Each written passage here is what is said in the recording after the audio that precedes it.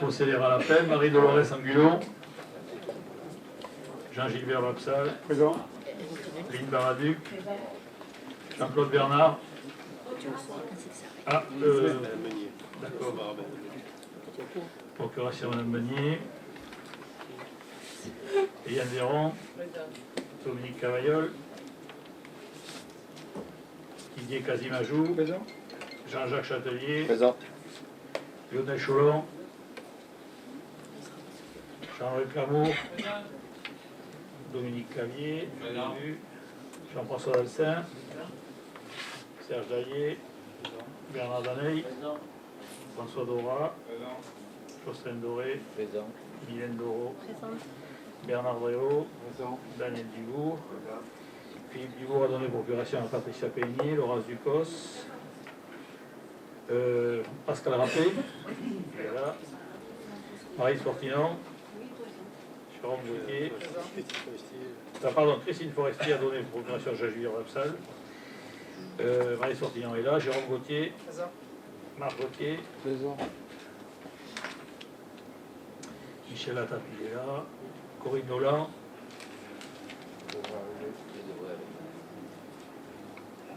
André Massieu,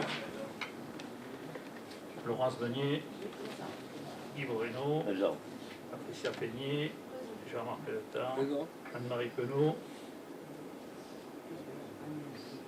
Jean-Claude Pérez a donné procuration à Didier Casimajou, Maggie Guéronin, Sylvie Porta, présente, Alain Clérens, Denis Rennes a donné procuration à François Dora, Jean-Patrick Soulet, Bruno Tonic a donné procuration à Lynn Baraduc et Mathieu Truffard. Présent.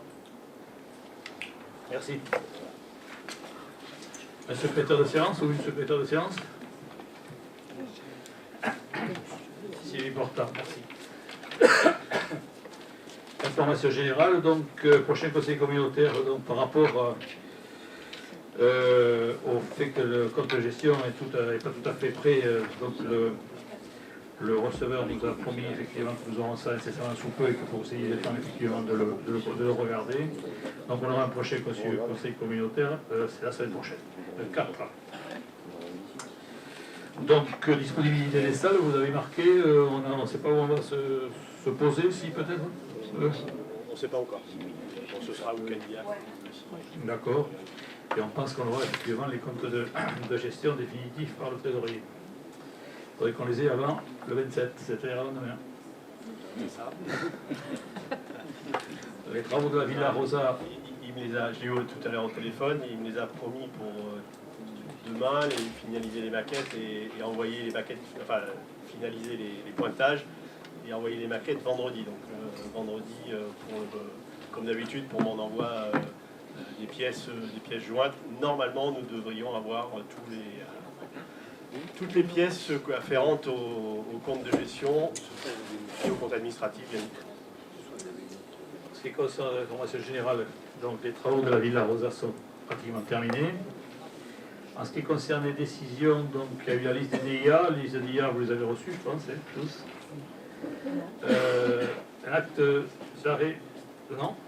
Si. Ils sont dans les pièces jointes. Ils sont dans les pièces jointes, normalement. Hein.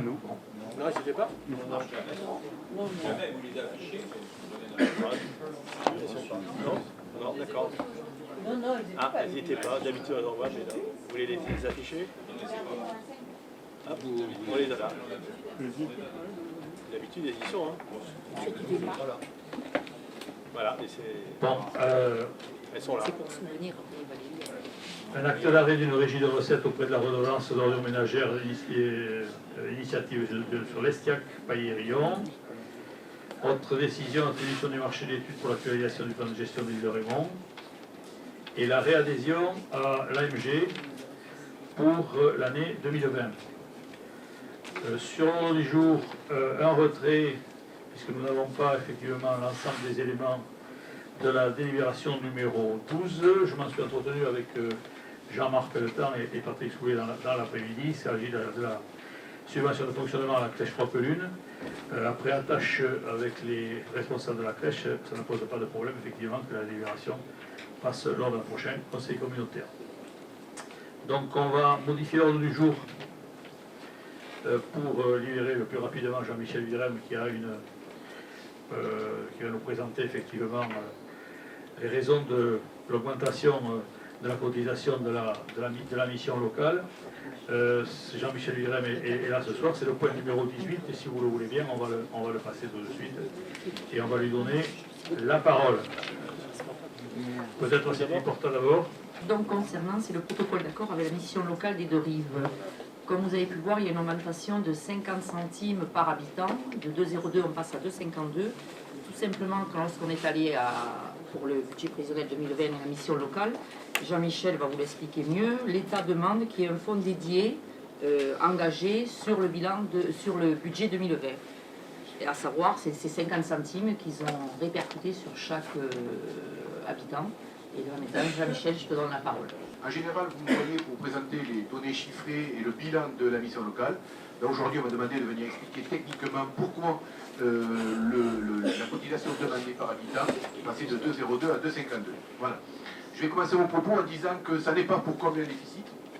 C'est vrai que tout le monde est resté sur mes interventions en 2019, les articles de journaux qui sont parus, qui témoignaient tous d'une situation financière compliquée. La situation financière, elle s'est compliquée en 2018, quand la mission locale a connu une adhésion de nouveaux territoires qui nous ont permis de sortir de notre toute petite taille et d'atteindre une taille de fonctionnement tout à fait raisonnable. Sur ce point-là, au jour d'aujourd'hui, rien n'a été réglé, puisque la mission locale a attaqué l'État sur le principe de la réparation du préjudice subi du fait d'une subvention qui n'a pas été à la hauteur de ce que nous attendions. Ça, c'était 2018. 2019, le budget qui a été présenté en début d'année, il était censé être équilibré. En 2019, l'État, au mois de mars, prend une décision consistant à supprimer la moitié de la subvention du dispositif de la garantie jeune. Le dispositif de la garantie jeune, c'est 118 jeunes par an à la mission locale, c'est un budget de 188 000 euros. L'État, au mois de mars, nous annonce qu'il ne nous versera que la somme de 94 400 euros. C'est ce qui a justifié, à l'occasion de l'Assemblée générale, par exemple, où j'ai présenté un budget prévisionnel déficitaire de 88 000 euros, parce que nous avions intégré le fait que nous n'avions pas cette subvention. Bien. Nous avons donc fait des économies. Je vous ai présenté ici, je l'ai présenté dans l'Assemblée générale et dans beaucoup d'autres instances, sur comment nous avions fait pour coûte que coûte ramener le budget 2019 à des chiffres un peu plus cohérents, un peu plus admissibles. Nous avons donc supprimé directement ou indirectement 3 équivalents temps plein à la mission locale. Le travail que je vais vous présenter ce printemps à l'Assemblée générale et du travail que nous aurions dû faire à 15, que nous avons fait à 12, voire 12 et demi. Voilà. Au mois de juillet-août, le commissaire aux comptes a fait un bilan intermédiaire de la mission locale, qui a continué à démontrer que la mission locale, elle était bien gérée, qu'elle était saine, mais qu'elle ne pouvait pas, parce qu'elle n'avait pas de fonds propres, qu'elle n'a pas de fonds propres, du coup qu'elle ne pouvait pas absorber une perte subite aussi importante sur un dispositif de 94 400 euros. Là-dessus, au mois de septembre-octobre, l'État est revenu sur sa décision et il nous a réellement versé 69 000 euros sur cette somme de 94 000 euros. Avec les économies que nous avons faites et avec ce versement-là, cela nous laisse à penser que le bilan qui va sortir dans un mois et demi, il va être équilibré malgré tout ce qui a été dit, tout ce qui a été écrit et tout ce que nous avons vécu en 2019. Pour autant, l'État, le 12 juillet 2019, j'ai amené ce document, a écrit, au moment de décider de verser ces subventions soldes aux missions locales sur la garantie jeune, qui nous avait retiré quelques mois plus tôt, l'État a produit une circulaire ministérielle qui s'appelle « Mise en œuvre de la subvention exceptionnelle pour solde de tout compte au titre de la garantie jeune versée en 2019 aux missions locales ». Et là, il est très précisément mentionné que nous aurions dû, depuis 2015, fonctionner sur la base de fonds dédiés. 2015, c'est le début de la garantie jeune. Nous aurions dû, dès le début, affecter la moitié de la subvention que nous avons perçue sur 2015 en 2016. Nous, n'ayant jamais eu de fonds propres, et vous savez tous que nous fonctionnons toujours sur des budgets qui sont extrêmement équilibrés, juste équilibrés, eh bien, les fonds qui ont été perçus en 2015 ont servi au fonctionnement de 2015. Les fonds qui ont été perçus en 2016 ont servi au fonctionnement de 2016. 2018, 2019. Là, l'État nous reproche de ne pas avoir pu constituer de fonds dédiés. et nous invite à transférer cette somme-là, les 69 000 euros que nous avons eu au mois d'octobre, en fonds dédié. Ce sont les recommandations nationales de l'ordre des commissaires aux comptes qui ont été donc attribuées par la DGFP, c'est-à-dire l'État. Le problème, c'est que cette somme-là nous sert, nous, encore une fois, à équilibrer les comptes 2019. C'est ce que je vous disais juste avant. Mais en aucune façon à générer un fonds dédié, c'est-à-dire des fonds dédiés reçus une année, mais pour l'exercice suivant. Donc l'État nous oblige à constituer dans un délai très court des fonds dédiés, alors que nous n'avons jamais pu le faire. Et objectivement, nous n'avons pas les conditions financières qui nous permettent à un an d'isoler cette somme de 94 400 euros. Du coup, et l'État écrit, je me suis permis de l'amener, au regard de son caractère de solde de tout compte, cette subvention exceptionnelle s'inscrit dans cette logique et n'a donc pas vocation à couvrir uniquement des charges 2019. Une quote-part de cette enveloppe doit être provisionnée et donc alimenter les fonds propres de la structure pour couvrir les charges de l'année N+1, générées par l'accompagnement des suites de parcours garantie jeunes. C'est-à-dire que l'État fonde son raisonnement sur le principe suivant. Quand nous accueillons un jeune, nous l'accueillons pour une année. C'est-à-dire que nous avions un financement au départ de 1 600 euros pour accompagner un an, un jeune. Ce qui veut dire qu'un jeune que nous accueillons au mois de janvier 2020 va sortir en 2021. Le financement, l'État cherche absolument à ce que nous affections en fonds dédié la moitié de la subvention globale sur l'exercice ultérieur, c'est-à-dire sur lequel s'accomplissent toute la moitié des faits des parcours d'accompagnement commencés l'année d'avant. En 2019, nous avons intégré 118 jeunes. Il y a la moitié de ces jeunes-là qui vont sortir en 2020. L'État veut que nous ayons une somme affectée aux charges 2020-2021. Ce que nous n'avons jusqu'à présent jamais pu faire. En conséquence, le conseil d'administration, dès le mois de novembre de la mission locale, je rappelle que le conseil d'administration est majoritairement sous tutelle des collectivités locales, dont vous faites partie. Le conseil d'administration, au mois de novembre, à l'unanimité des personnes présentes et représentées, réitéré sur le conseil d'administration qui a eu lieu fin janvier, a donc décidé qu'une façon qu'il y avait de constituer une partie des fonds propres, on n'arrivera pas aux 94 000 euros, mais une partie de fonds propres significatifs pour prouver notre bonne foi à l'État, consistait à solliciter les collectivités locales. En précisant que ce qui était important pour les élus siégeant au bureau de la mission locale, c'était surtout qu'ils n'apparaissent pas qu'en 2019, le désengagement de l'État obligeait les CDC, et je me souviens combien de fois Mme Comte a toujours hurlé en disant il est hors de question que les CDC soient des variables d'ajustement des politiques et des variations financières, des subventions des collectivités locales. Nous nous sommes attachés à démontrer qu'en 2019, malgré nos problèmes financiers, nous allons équilibrer les comptes, c'est ce que je viendrai vous présenter au mois de juin. Mais bien que nous ayons équilibré les comptes, et je peux vous assurer que c'est quasiment miraculeux au regard de ce que je vous ai présenté au mois de juin, pour autant, il faut que nous constituions ces fonds dédiés. Et le conseil d'administration a donc décidé de constituer une partie de ces fonds dédiés en requérant auprès des collectivités locales adhérentes un supplément de subvention de 50 centimes d'euros. Ça sera à peu près 27 ou 28 000 euros si chacune des collectivités délibérantes est favorable à cette hausse-là. Eh bien, ça sera déjà une partie de ces fonds dédiés, sachant que nous devrions sortir avec un résultat qui s'avère positif en 2019, et que ce résultat 2019 viendra abonder les fonds dédiés prévus pour 2020 et 2021. Voilà comment les choses se sont déroulées financièrement, comment on en est aujourd'hui à cette situation, qui est la conséquence de tous ces événements, et puis surtout de l'autorité de l'État qui décide, parfois comme le fait du Prince, eh bien, d'octroyer ou de suspendre les financements des missions locales.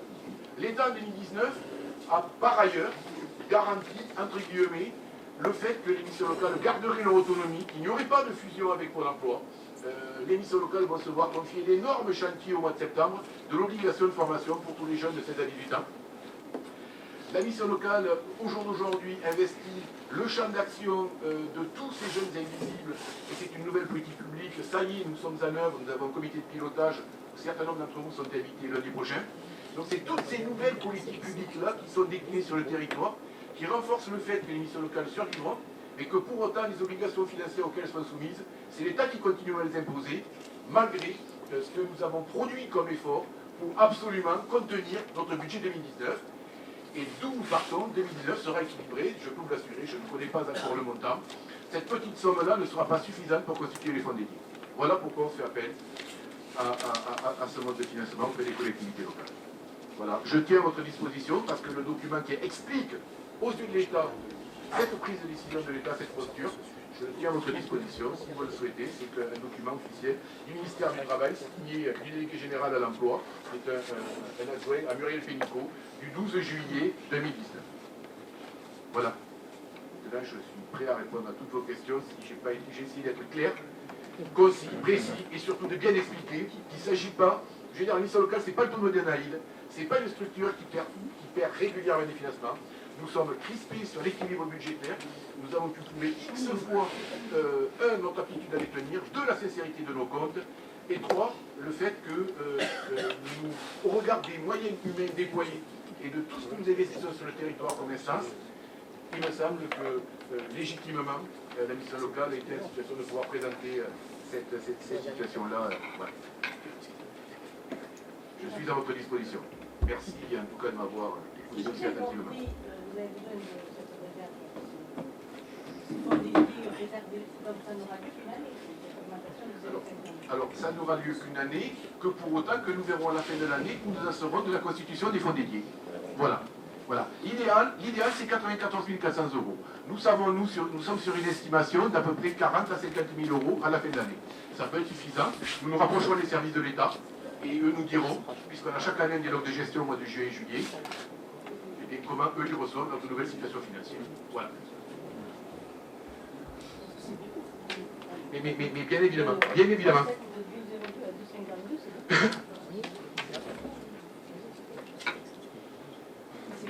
Ça correspond à peu près à 16 000 euros.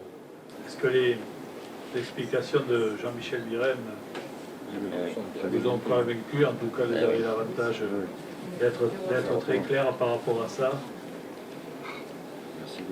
Donc la proposition que je vais vous faire avec Sylvie Porta, mais à moins que Sylvie Porta veuille prendre effectivement la parole, je crois que tout a été dit, c'est effectivement de vous proposer au vote le passage effectivement de cette contribution par tête d'habitant de 2,02 à 2,52 €, sachant que les efforts financiers seront, je pense, au rendez-vous, tel que cela vient de nous être promis.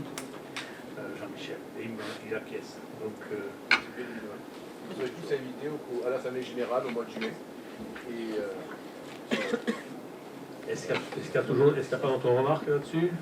Ben, je vais vous proposer effectivement de passer au vote. Qui est contre cette délibération?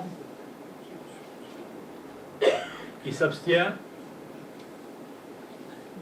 Je considère qu'elle est prise à l'unanimité. Merci. Je vous remercie.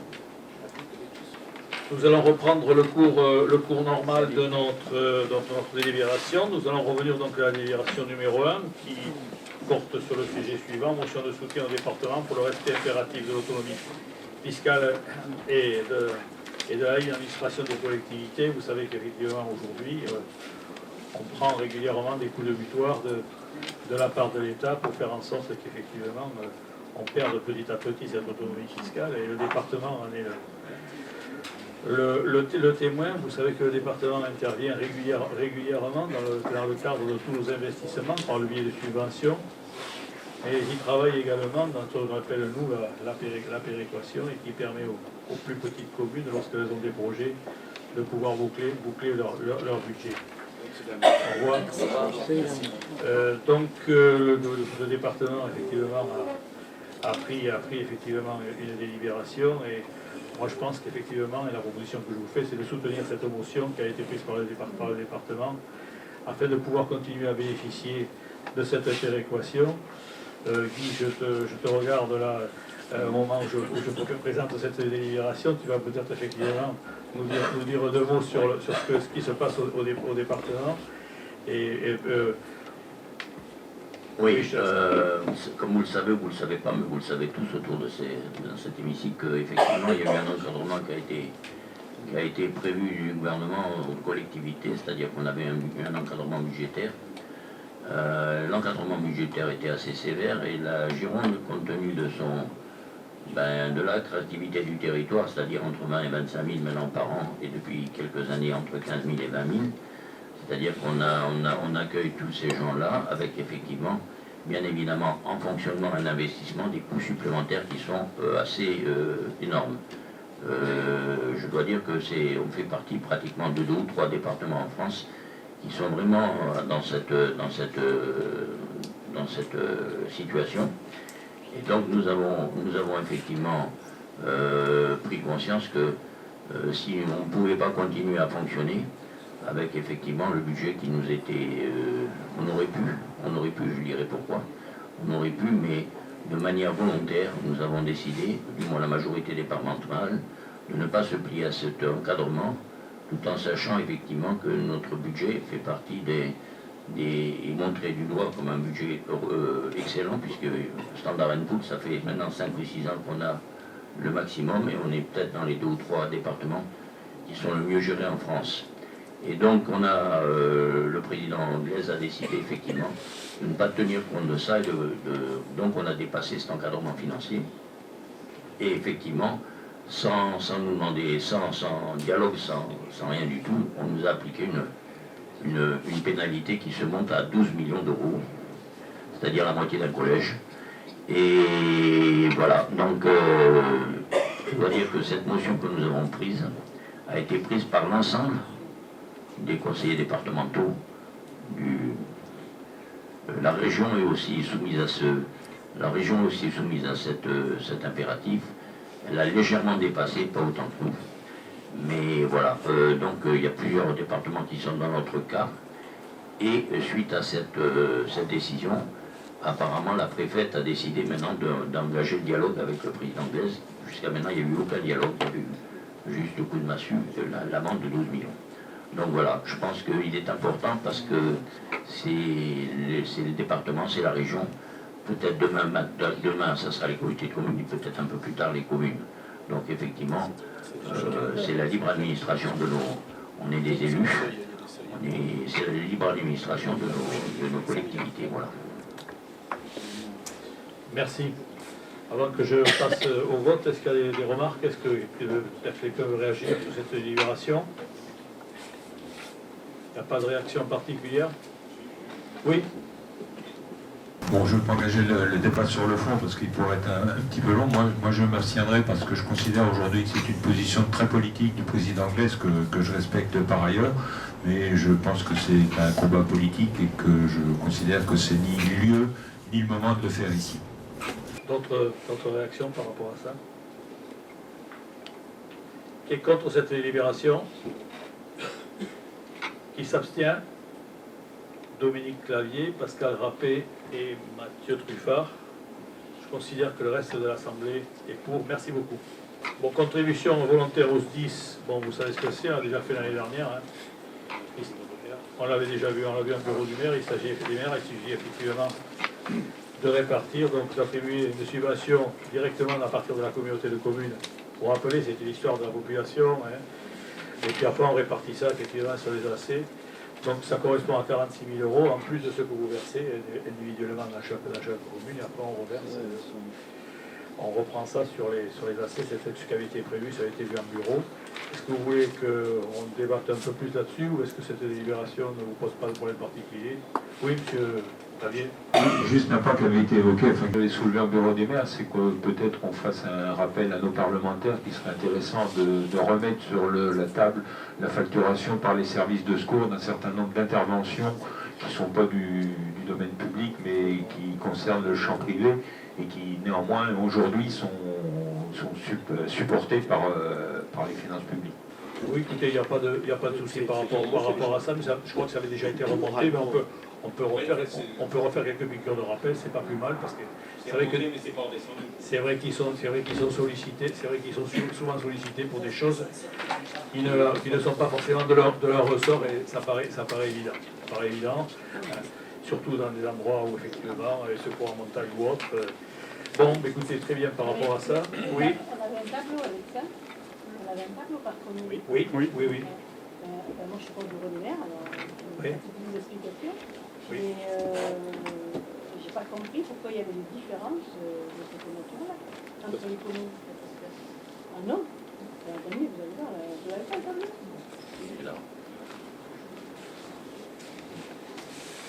ce nombre d'habitants. Ah oui. Voilà, alors si je prends Barsac, 2019, 2116. Ah, ça fait du mal lu. C'est la population et le montant. Ah, Hein? c'est pas possible. Voilà. Hein? D'un côté, sur une colonne, il y a la population, de l'autre côté, c'est rassurant. Ça va. Ah, ben oui, parce que Bon. ça m'avait impressionné. Très bien. Compte tenu, après ces explications, est-ce qu'il y a d'autres remarques? Qui est contre?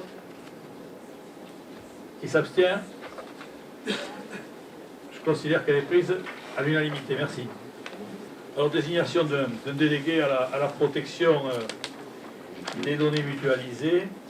Je vais laisser effectivement la parole à Benoît parce qu'il s'agit effectivement des données de la communauté de communes et jusqu'à présent, effectivement, le délégué c'était entre regretté Régis Laforgue.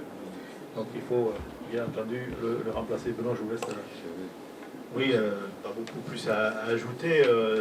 Donc c'est dans le cadre de ce que vous avez certainement tous entendu parler, sinon vous avez tous entendu parler, le RGPD, hein, la réglementation sur la protection des données, qui impose à toutes les collectivités, hein, y compris les vôtres, je vous le rappelle, on a fait, il y a eu des échanges avec vos responsables administratifs sur ces sujets-là, des petits rappels.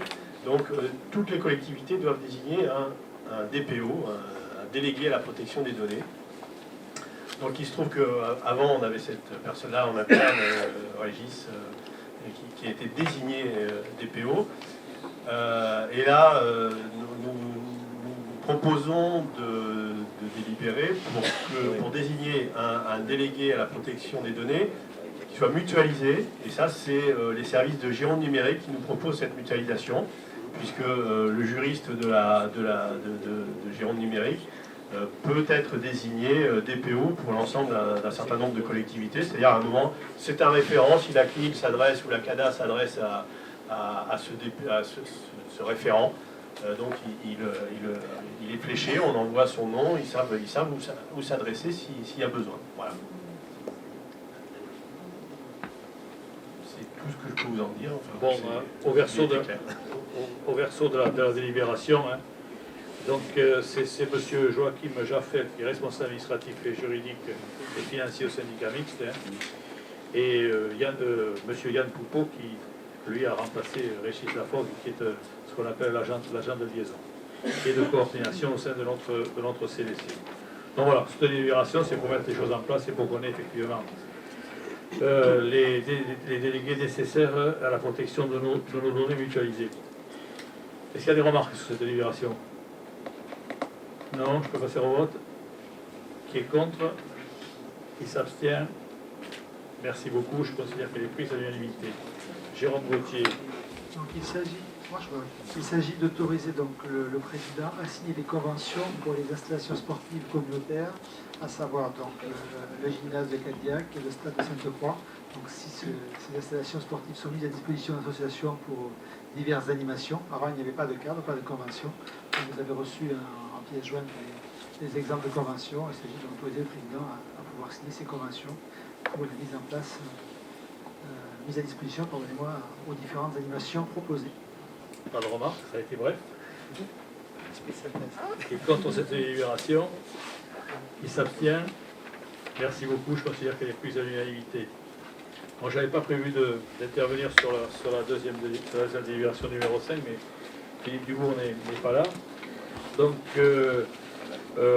considérant que la nécessité d'autoriser l'engagement et le mandatement de certaines dépenses d'investissement avant le vote du budget, et que ces dépenses-là sont inférieures au quart des crédits ouverts en investissement, donc on vous propose on a fait une liste effectivement de crédits à ouvrir, et c'est par exemple sur l'opération 65, c'est le PLU de Portes, le PLU de Pugeot-sur-Ciron, sur Portes, il y a aussi les annonces légales sur le républicain. Sur l'île de Raymond, c'est l'actualisation du plan de gestion. Sur la ville de la Rosa, c'est de l'acquisition d'instincteurs et le branchement, je crois, connexion, c'est le branchement électrique, 540 €. Sur le lac de la Romée, la création d'un nouveau parcours Afro-Branche. Sur l'acquisition foncière éventuelle, ça c'est éventuel, effectivement, d'un immeuble qui jouxte la communauté de communes. Le parc informatique, l'acquisition de PC, au cas. Ça, c'est une dépense qui a été inscrite en précaution, au cas où on aurait des PC qui tombent en panne et qu'on ne puisse pas effectivement les remplacer. Matériel d'équipement, celui-là aussi, c'est pour l'électroménager, dans les crèches souvent, que ce soit les machines à laver, les sèche-linges ou autre appareil de ménage qui peut tomber en panne, il faudrait qu'on puisse l'avoir. Et pour l'opération, pour le tourisme au niveau du RPDAD, c'est ça, pour pouvoir se caler, on aurait besoin de l'achat d'un GPS qui permettrait effectivement de baliser, de créer effectivement un fichier, de s'assurer SIG en ce qui concerne donc le chemin de randonnée. Donc voilà la première délibération qui vous est proposée. Est-ce qu'il y a des remarques particulières là-dessus? Oui. Il y en a un qui concerne la syntaxe. Le premier considérant, vous écrivez considérant que le budget avec un S primitif et avec un S ne seront pas votés. Donc je pense qu'il faut le rédiger où c'est le budget au singulier ou les budgets oui, tout à fait. n'ont pas été votés. Autant. Non, mais... Ça sera fait, merci beaucoup. On le retrouve sur d'autres... Il doit y avoir des copier-coller. C'est cela. Deuxième observation, il y a deux opérations qui me semblent importantes, qui sont le lac de la Romée et puis l'acquisition foncière. Est-ce qu'il y avait urgence à faire ça avant le budget ou peut-être par précaution, parce qu'effectivement, s'il y a effectivement un droit de préemption à exercer, il faudra qu'on puisse être réactif. Autrement, voilà. Moi, je pose la question. Voilà, tout à fait. Monsieur le Président, si vous permettez, Oui. sur le lac de la Romée, il s'agit aussi de mise en conformité de l'équipement, sur du renouvellement obligatoire d'équipement de sécurité sur les arbres. Ça nous a été présenté en tout cas avec M. Gulli, donc ça n'apparaissait pas aussi. C'est pour ça que j'apporte cette précision.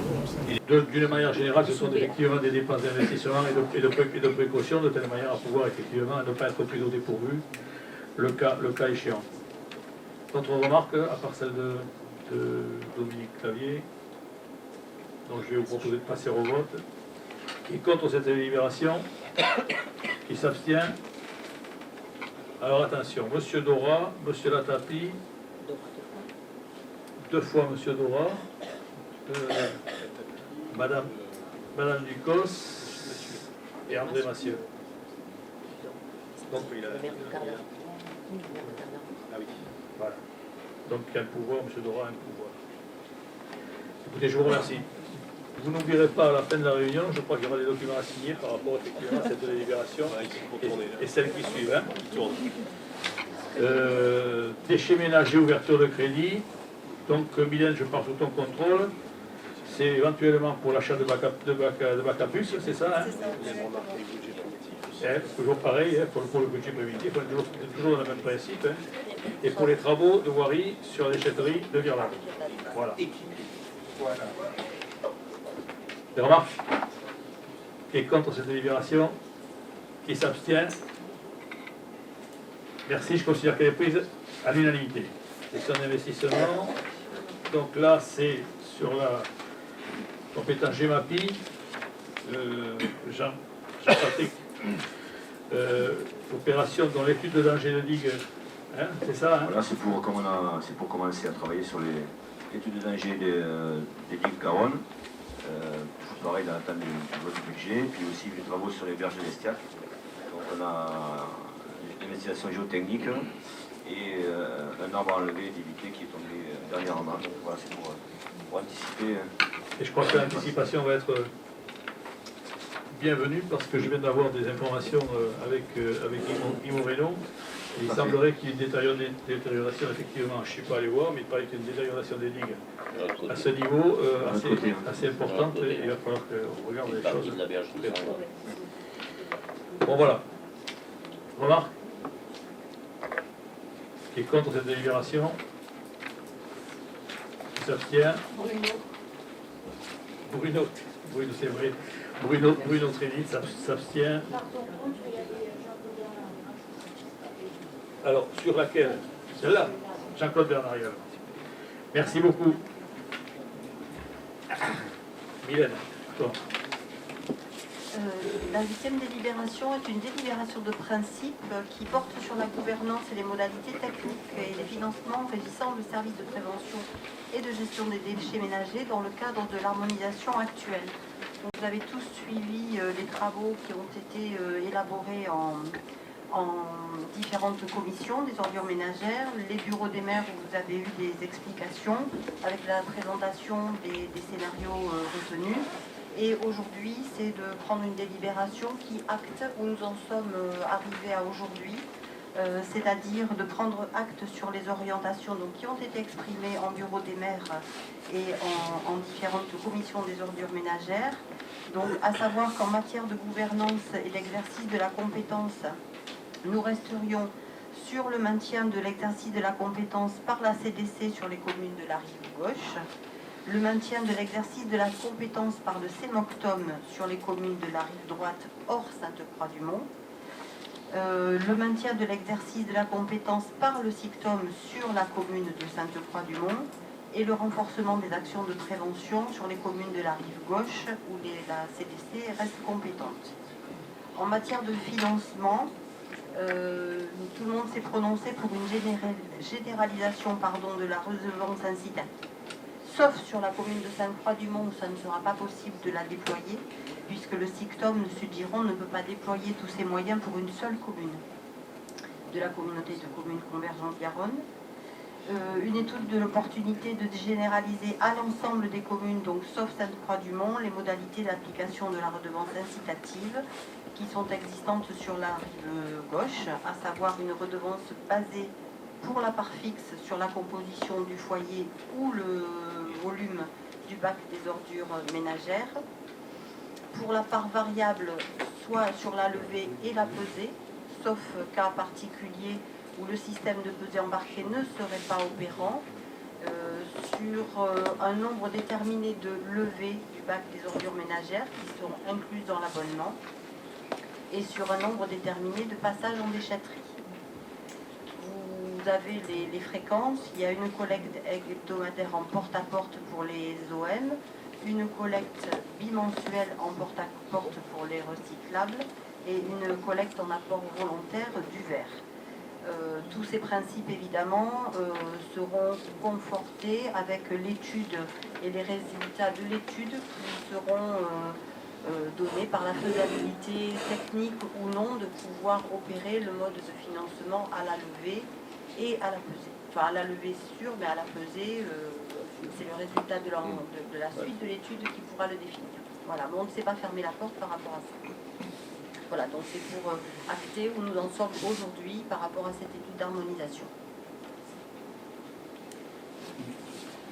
Je te remercie, Mylène. Je crois qu'effectivement c'est assez fidèle, puisque moi j'étais autour de la table, c'est assez fidèle de ce qui a été dit en réunion des maires. Et je crois que le fait de l'acter dans une délibération nous permet d'avancer sur ce dossier. Est-ce qu'il y a des choses que nous aurions oubliées? Est-ce qu'il y a des choses qui vous reviennent par rapport aux réunions de l'Assemblée des maires? Si ça vous paraît effectivement assez fidèle, je vous propose de passer au vote. Qui est contre cette délibération? Qui s'abstient? Merci beaucoup. Je considère qu'elle est prise à l'unanimité. On continue en ce qui concerne les autorisations de signature avec les co-organismes. Donc c'est tout simplement pour cette délibération, pour autoriser le président à signer la convention avec l'éco-organisme ECO-TLC, qui est l'organisme qui nous récupère tout ce qui est habillement, tout ce que vous pouvez trouver dans les bornes textiles. Voilà, cette convention arrivant à son terme, il faut la renouveler. Pour rappel, il n'y a pas que le textile qui peut être récupéré, il y a donc tout ce qui est linge de maison, tout ce qui peut être aussi maroquinerie, chaussures, voilà, tout à l'intérieur peut être mis, même si c'est du linge qui est abîmé, du moment qu'il est propre, tout peut être mis dans ce bac de recyclage. Des remarques? Qui est contre cette délibération? Qui s'abstient? Merci beaucoup, je considère qu'elle est prise à l'unanimité. Attribution de subventions dans le cadre du règlement d'intervention et de soutien aux dynamiques économiques collectives au premier semestre 2020. Donc nous avons pointé 3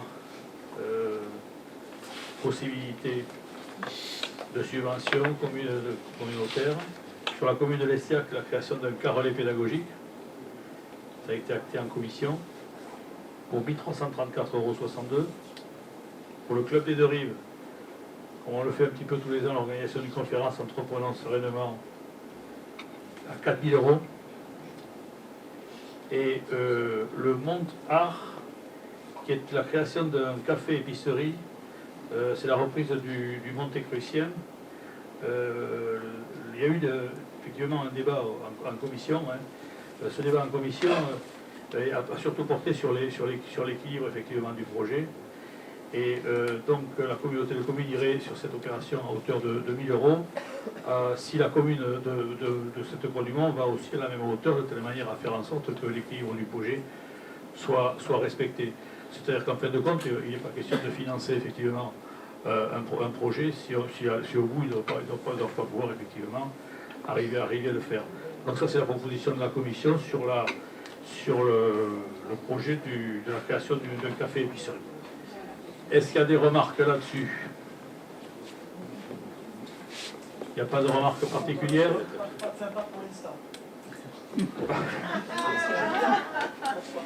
Mais si, c'est maintenant qu'il faut le faire, Michel Atapi.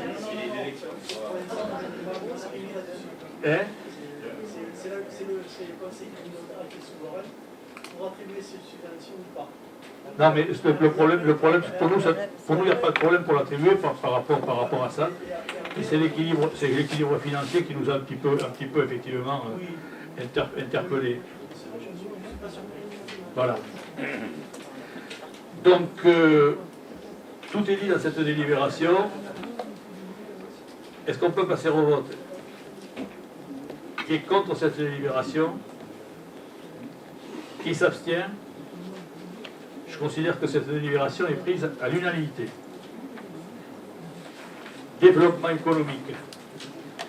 Action collective de proximité, c'est les anciens OCM. Moi, je vous demande effectivement, pour avoir participé effectivement à tout ça, de pouvoir reconduire ces anciennes OCM dans ce que j'appelle les opérations collectives de modernisation, c'est l'ancienne intitulée. Vous savez qu'on intervient au niveau de pas mal d'entreprises pour les accompagner dans les investissements. Il y a des bilans conseils qui sont faits, il y a des animations qui sont renforcées, et ça permet quelque part dans les centres-bourgs d'aider, d'ancrer des entreprises sur le territoire, de faire en sorte qu'on puisse quelque part les accompagner au plus près. Nous le faisons régulièrement, tous les ans. Vous savez qu'il y a une part, effectivement, c'est des contrats avec la région. Donc on a des financements et la communauté de communes intervient. Je ne sais pas combien on avait mis au budget l'année dernière sur ces opérations, une douzaine de mille €, c'est ça? Oui. Ouais. À peu près. Donc, mais je crois qu'on n'a pas tout dépensé, mais sur chaque opération, on est pas loin d'avoir dépassé ça. Donc voilà. Je crois qu'il faut effectivement essayer de reconduire ces expériences-là qui sont très intéressantes. Toutes les communautés de communes du Sud-Gironde, les 4 communautés de communes se sont engagées. Donc je vous demande de voter cette délibération. Est-ce qu'il y a des remarques? Qui est contre cette délibération? Qui s'abstient? Merci beaucoup. Elle s'applique bien entendu à l'ensemble du territoire. Sylvie Porta, Jean du Voyage. On passe à la délibération numéro 13. C'est pour la restitution du terrain de la mise à disposition par la commune de Portes dans le cadre des projets EPAPS des gens du voyage. Donc en février 2017, la mairie de Portes met à disposition de la CDC un terrain de 2500 m². Il y a plusieurs réunions techniques, interpartenariales, sont organisées et mettent en réserve un certain nombre de difficultés, contraintes de mise en compatibilité du PLUI, difficultés d'accès, éloignement du terrain des réseaux d'eau et d'électricité, coût important du projet, et en même temps le schéma départemental accueil et d'habitat des gens du voyage qui prescrit la réalisation des terrains familiaux sur un territoire de la CDC. Entre-temps, par la société Fabrimaco, nous propose de céder un terrain dans la partie nord-ouest de la carrière, et de ce fait, on abandonne le projet sur le terrain qui avait été mis à disposition. C'est pour ça qu'aujourd'hui, on vous demande, et la mairie de Portès a demandé à le récupérer, à rendre le terrain à la mairie de Portès, tout simplement. Sans permis. Donc voilà, on a changé effectivement notre fusil d'épaule sur les conseils de l'État. On a redéplacé effectivement ce terrain, pour ceux qui connaissent le coin, en face de la belle, comment ça s'appelle la belle étape. La belle étape. C'est le chemin Donc, des limites. de l'autre côté du chemin des limites. Alors d'un côté vous aurez la belle étape avec les. Pour ceux qui ne connaissent pas, je vous invite à y aller avec les logements, et de l'autre côté vous aurez une aire sur la communauté de communes de Montesquieu, qui est dans c'est sur les terrains familiaux, c'est sur les deux communautés de communes de Montesquieu et Convergence Garonne. Donc voilà. Et on repart de l'autre côté, donc on part sur la gravière. Et on restitue surtout le terrain. Qui est contre cette délibération, qui s'abstient. Merci beaucoup. Je considère qu'elle est prise à l'unanimité. Jean-Gilbert Vapsa, on va parler voirie. Oui, ça concerne l'autorisation d'un avenant avec l'entreprise Eiffage Route sur les travaux de 2018 par rapport à Virelade. Les travaux qui avaient été envisagés ne peuvent se faire pour des conditions très particulières parce que la commune a quelques soucis avec les travaux réalisés d'assainissement. Donc ces travaux vont se reporter sur la route Barrère et donc on demande au président de signer l'avenant. C'est bien ça, M. Rappé. Hein? En fin de compte, c'est pas forcément la commune qui a des problèmes, je crois que c'est le syndicat des eaux. D'après ce que j'ai cru comprendre, effectivement, il y avait des. Il y a des malfaçons dans les kilomètres de il y avait des malfaçons, oui, ouais. Donc au premier nettoyage, elle se. Voilà. Donc il y a un procès en cours, hein, qui est pas forcément gagné, mais bon, vous changez effectivement votre fusil d'épaule et on se replace bien sur la rue Barrère, hein, c'est ça. D'accord. Bon, on va voter qui est contre cette délibération, qui s'abstient. Merci beaucoup. Je considère qu'elle est prise à l'unanimité. Allez. Oui, donc il s'agit d'autoriser le président à signer un avenant au marché avec la SOR pour le contrôle des installations d'assainissement. Au cours de l'année 2019, nous avons eu un contentieux avec un administré qui remettait en cause le paiement de sa redevance concernant le contrôle parce qu'il n'avait pas reçu le règlement de service préalablement à l'avis de passage du contrôle.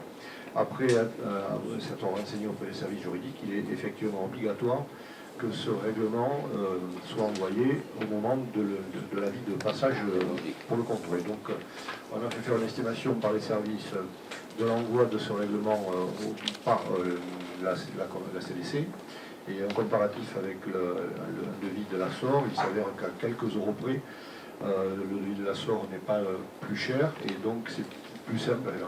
On a considéré que l'envoi par la SOR au moment de l'avis de passage serait préférable donc pour un montant de 1 365 € hors taxe.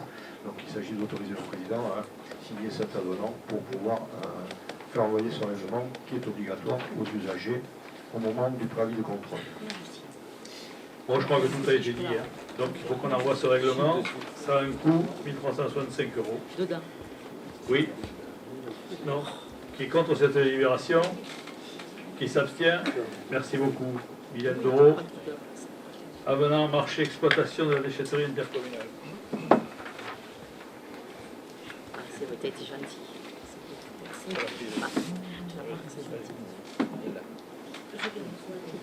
Donc c'est tout simplement une autorisation de signature des avenants au marché d'exploitation avec la déchetterie de Virelade. Considérant que le transport faisait l'objet d'une tarification par tranche kilométrique, désormais le coût tiendra compte uniquement du tonnage transporté. La modification du prix induite sur le lot 2 fixé à 36,50 € par tonne transportée. L'absence d'ASDIS financière sur le lot 3. Donc avec toutes ces modifications par rapport aux nécessités de changement de lieu d'exutoire des encombrants et son incidence financière, nous sommes obligés de passer des avenants par rapport à ce marché et autoriser le président à signer ces avenants pour la déchetterie de Virelade. Bon, il n'y a pas de problème par rapport à cette délibération. Qui est contre? Qui s'abstient? Merci beaucoup. Jocelyn. Voilà, donc la délibération suivante concerne l'autorisation au président de signer une convention de mise à disposition qui est un renouvellement puisque ça fait plusieurs années que cet agent intervient au niveau de la CDC. Voilà, donc et on a besoin de votre accord. Oui, c'est un agent qui est détaché, qui travaille au niveau de la gestion des autorisations d'urbanisme. Donc c'est quelque chose de classique. Qui est contre cette délibération? Qui s'abstient? Merci beaucoup. La 18, on l'a faite. Alain Kérès de Spank.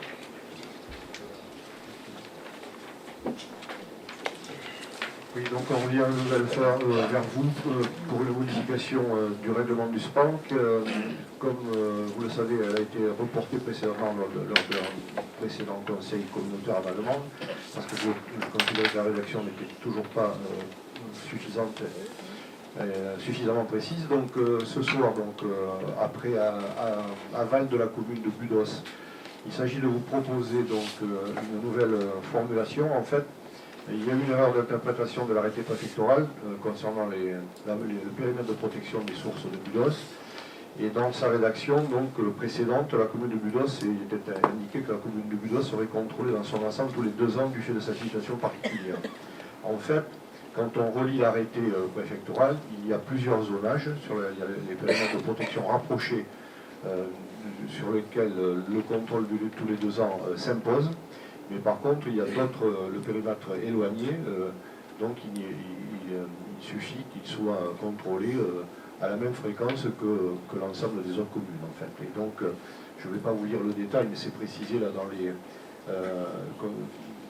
afin de respecter les prescriptions de cet arrêté, on a remplacé donc la phrase qui est entre guillemets la commune de Budos sera contrôlée dans son ensemble tous les 2 ans du fait de sa situation particulière par tout ce qui est en dessous. Donc il y a deux périmètres d'indiquer. Et ce qui est modifié, c'est les habitations. La dernière phrase, les habitations se situant dans le périmètre de production éloigné, 2080 hectares seront soumis à la réglementation générale. Voilà. Est-ce qu'il y a des questions particulières?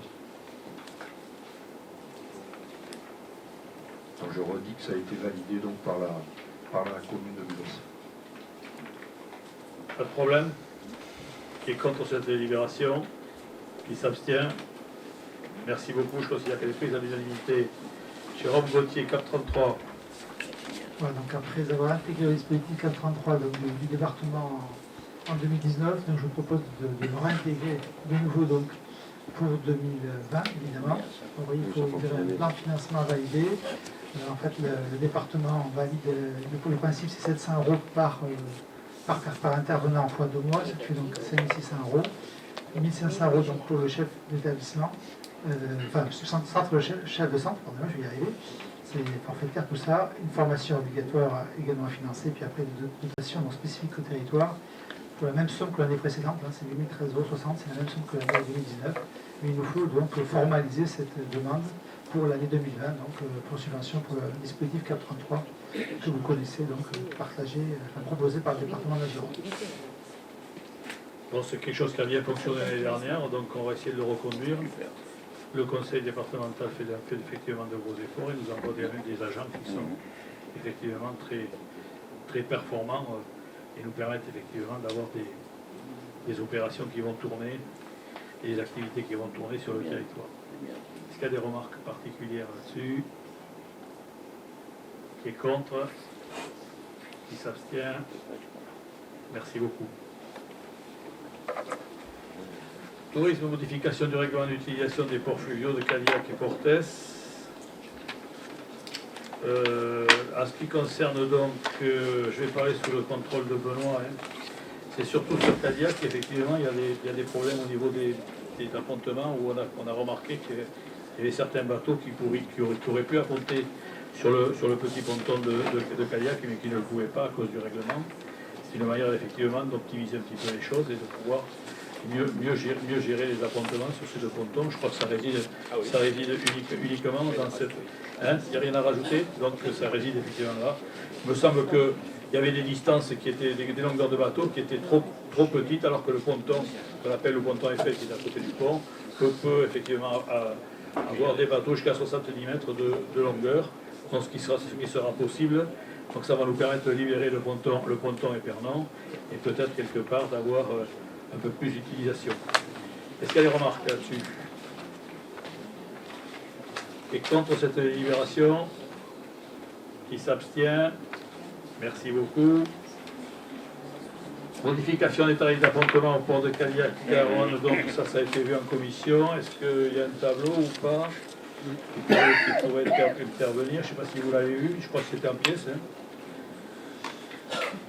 En fin de compte, on s'était posé la question des bateaux d'une certaine catégorie qui étaient aussi habitables, mais qui rentraient dans la catégorie des grands, des paquebots, et donc il y a une légère modification des tarifs. Ça a été vu en commission, et je crois que ça a été travaillé aussi au niveau de l'office de tourisme. Il n'y a pas de...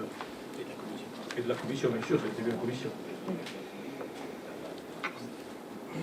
Il n'y a pas de remarques là-dessus? Vous les avez vus? Qui est contre cette délibération? Qui s'abstient? Merci beaucoup. Finance du projet Air de Terre de Grave. Donc, vous savez que sur l'aire de repos de l'aire des Terres de Grave, il y a un projet qui est mis en place par l'association de la route des vins Gravé-Sauterne, et on était parti pour un financement. Le projet a pris un petit peu de retard, hein, et Dominique Guignard est venu nous présenter les choses l'autre jour. C'était en bureau qu'il a présenté, commission économique, c'est ça.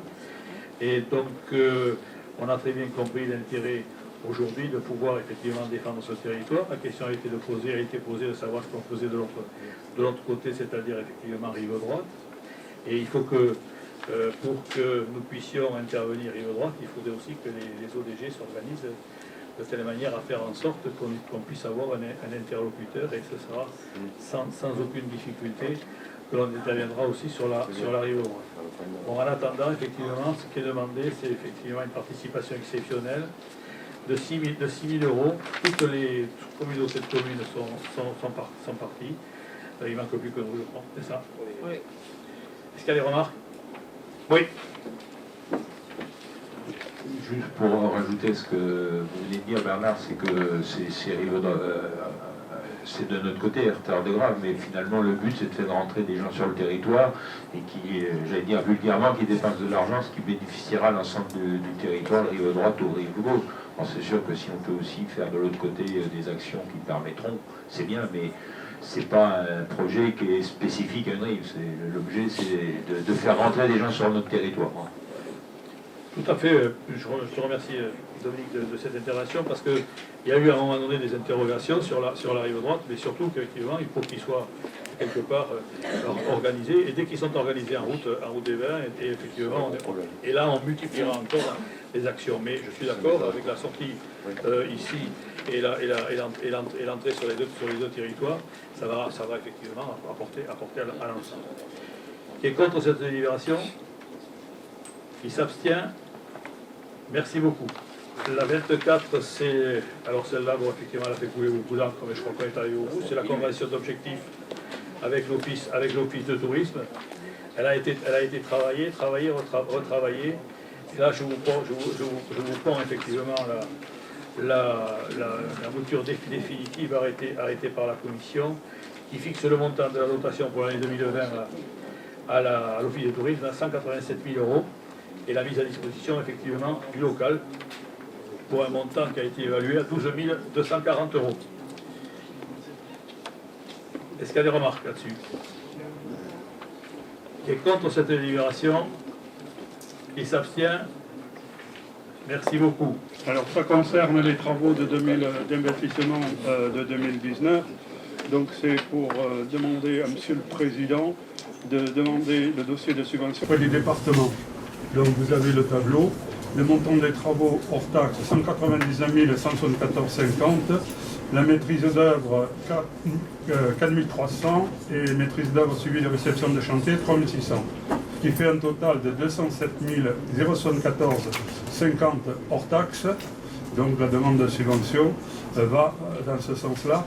Je rappelle qu'on est dans l'enveloppe des 250 000 € TTC. Je remarque également que la subvention est quand même assez intéressante puisqu'elle est pratiquement 80 000 €. Donc, Guy, en commission permanente, si ça vient effectivement ce genre de choses, tu ne nous oublieras pas. J'ai une bonne mémoire. Voilà. Bon, merci. Donc, est-ce qu'il y a des remarques particulières? S'il n'y en a pas, je vais passer au vote. Elle est intéressante si elle est obtenue. Elle va être obtenue. Généralement, ça se passe bien avec Guy. Voilà. Qui est contre cette délibération? Qui s'abstient? Merci beaucoup. Je considère qu'elle est prise à l'unanimité. L'ordre du jour étant terminé, est-ce qu'il y a des questions diverses ou pas? Non, parce que on ne fait pas de secteur. L'interrogation sur la 24, j'ai un petit doute. Comment se fait-il qu'on ne parle pas du tout de la taxe de séjour là, sur le financement de l'office de tourisme? Il me semble que la CDC elle est compétente et elle va attribuer. Alors est-ce que je l'ai mal lu? Non, ça a été rajouté parce que ça manquait justement. Ah voilà. Là, autorise. D'accord. Oui, c'est rajouté sur ça aussi. Autorise le versement de la totalité des produits de la taxe de séjour à l'office du tourisme. Ça avait été oublié dans la version qui nous avait été envoyée. Comme ça avait été convenu entre nos deux structures. Bon, écoutez, je vous remercie.